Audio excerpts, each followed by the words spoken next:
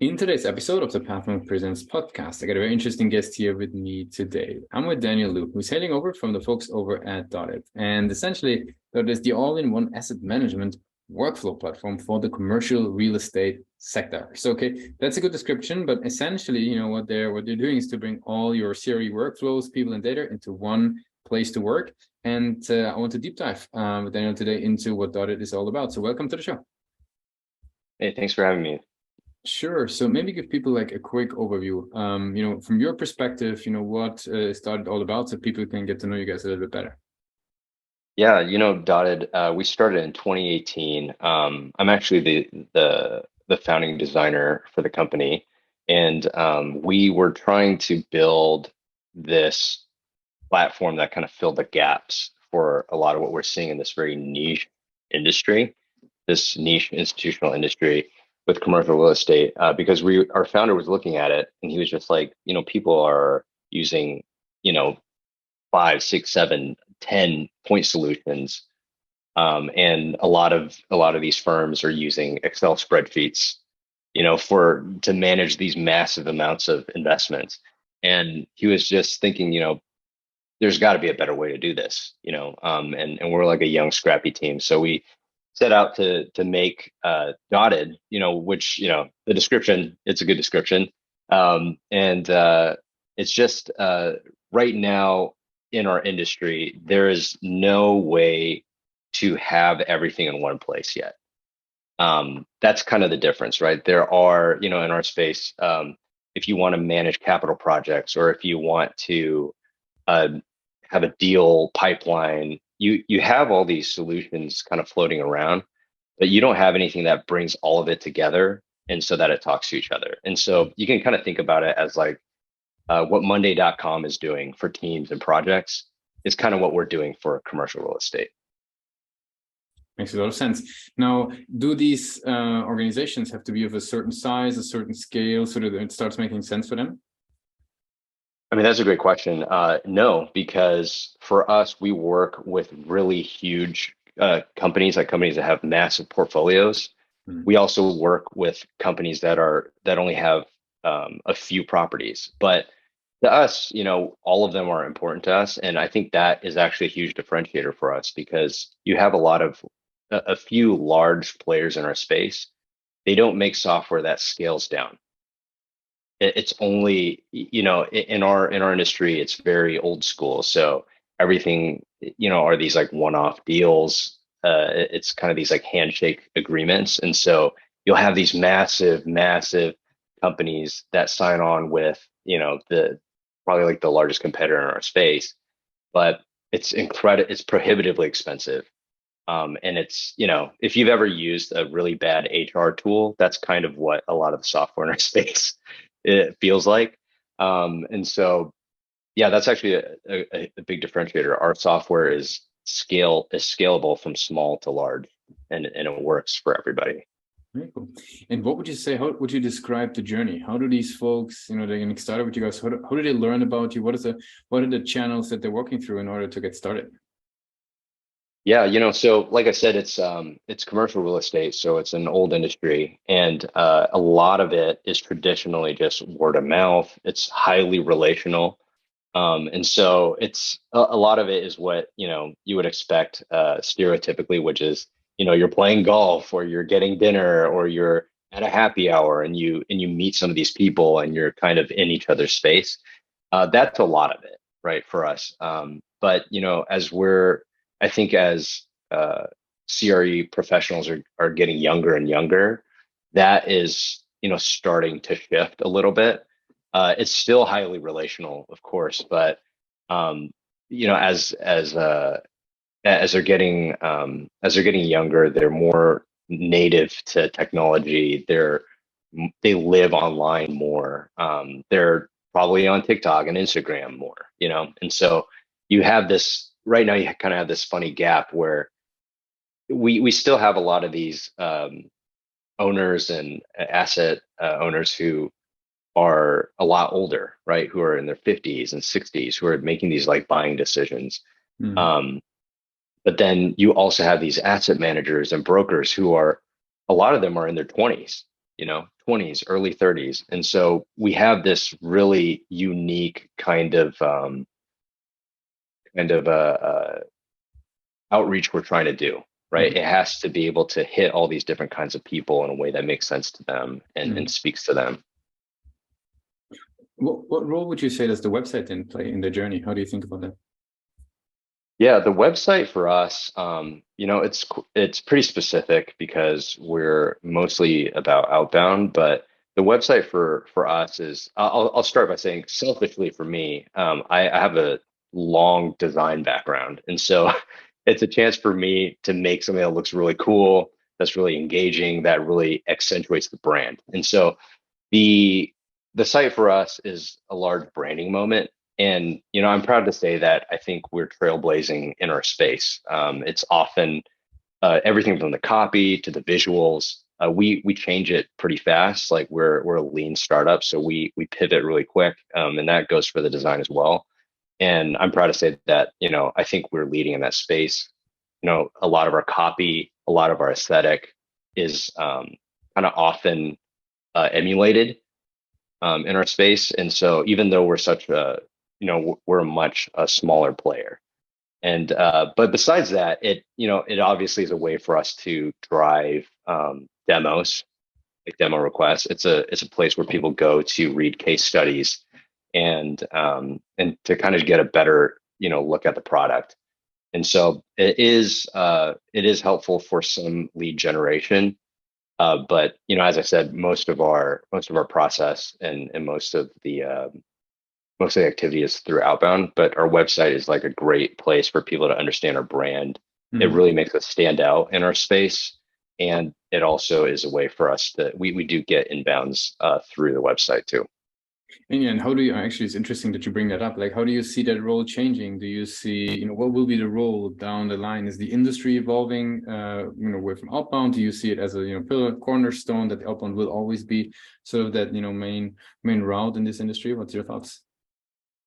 Yeah, I think it's clearly going to become more and more important as time goes on, right? I think as a demographic, they change and their technical literacy is evolving, and it's going to become stronger and it's going to be more native to them. And so I think it's going to become more and more important, like websites. I think right now, if you look at kind of our space, the way you know, us and a lot of our competitors tend to use websites is, a lot of the classics, right? It's like, okay, you have a lot of forms that come from other channels, and then you're driving, you're increasing your SEO. It's a lot of content in our space. It's just tons and tons of content, which is cool, which I think is a good strategy. But I think that in the future, in the near future, it's going to be more about having a richer, more direct engagement with the customer as opposed to just being like a billboard. It's going to be something that probably is more of a place that kind of gives you a more transparent experience with the product and with the team than it is today. Mhm. Very, very good. What I would like to do is switch gears a little bit, right? We talked about what you guys are doing and who you're serving, talked about the channels. I'd love to talk a little bit about your daily work as a marketer. Like, what would be sort of, especially when you're coming with that design background, like what's sort of the daily projects, the daily work that you're, sort of, fully immersed to usually? Yeah, it's something that's changing all the time. I think in the DNA of our team is we're all wearing a lot of hats. And so, personally, like I actually still run the design team Mhm. um, that does the actual product design. And so I'm meeting with them every day. I'm meeting with the product team almost every day. And it's very technical, but it's very different than marketing. I'm also managing the brand, right? And so for me, I think it's a matter of like juggling almost three different things, because marketing is a different beast, than brand and product design, obviously, totally different things. But I think what's cool is that they actually inform each other. And I think that we're in a unique place because of that, because there's a lot of synergy between those things, right? Like there's a lot of Venn diagramming that happens between those. So for me in a day-to-day process, it's always changing, but I basically have to, I don't know how nitty gritty you want to get, but I basically have to time box my day pretty heavily. So I time box, there's product time. I have to plan, for 20 to 45 minutes product, put that away, do marketing, and then do brand. And then, I'm pretty hyperactive. So it's hard to have the self control to not like get really deep into one or the other, So if I'm in marketing mode, I'll be like, oh, like let me try like this let me try this advice that I got from a friend at another startup. And then that can turn into like 2 hours. And so I really have to be strict about like time box, time box, time box. And then at the very end, taking all three of those things and being like, hey, like what's the through line here? What am I learning from product? Because we changed so fast. Like just as a side note, even purely from a product building perspective for our SaaS product, we have built probably 5 to 10 features in the last 8 months. And that's being conservative. And so it's a breakneck pace, but that actually informs that trickles down a lot into what I can say and market, right? That trickles down to a lot of like even our brand as like like you were kind of saying from the top, like we're an all-in-one asset management platform. We're fulfilling that promise in exponential ways. And so it changes like what we say, it changes how we present. And so anyway, you go through all three of those time box things, and then I have to kind of analyze what the through line is between the three a lot of times. And then, there's very, I really have to time box also like the heads down time, right? Like the way that we're set up is we're so small that I'm having to basically sit down. I got to write the content. I got to research and see what's kind of what is kind of in the zeitgeist. That's kind of how I tend to think about it. I'm like, what are people talking about? And I wouldn't say that I am highly analytical or highly technically analytical. I would say that I'm more someone that's like trying to understand the environment. So if I kind of see something in the zeitgeist, I'll say like, okay, where do we come in that conversation, right? And some of that's a brand thing, but then that kind of makes me get down to the nitty gritty and be like, all right, I'm going to write out stuff. And so I'll get in a Notion doc.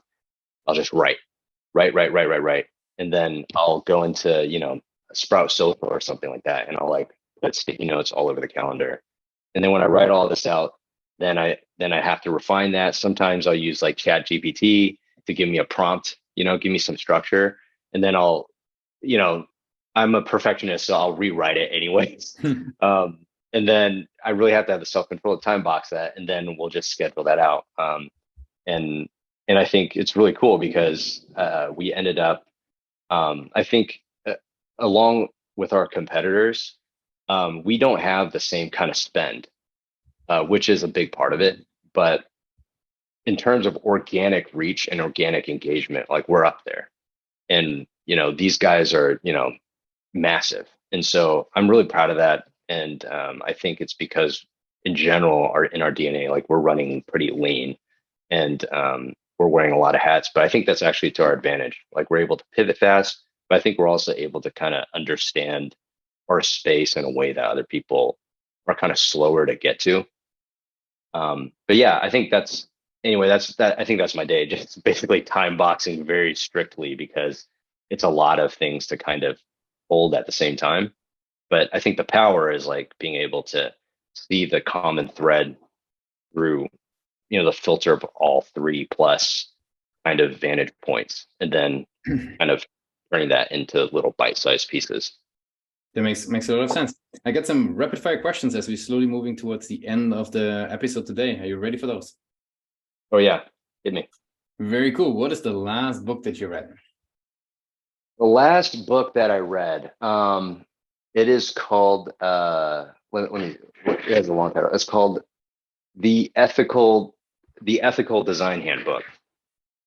Okay, very good. Yeah. What's the one single thing that your company is focused on the most at the moment? We're focused on integrations right now, which is another big distinction in our platform. Very cool. If you would have a magic wand, right, and you could change anything about your role as a marketer, what's the one single thing that you would change? Change about my role as a marketer.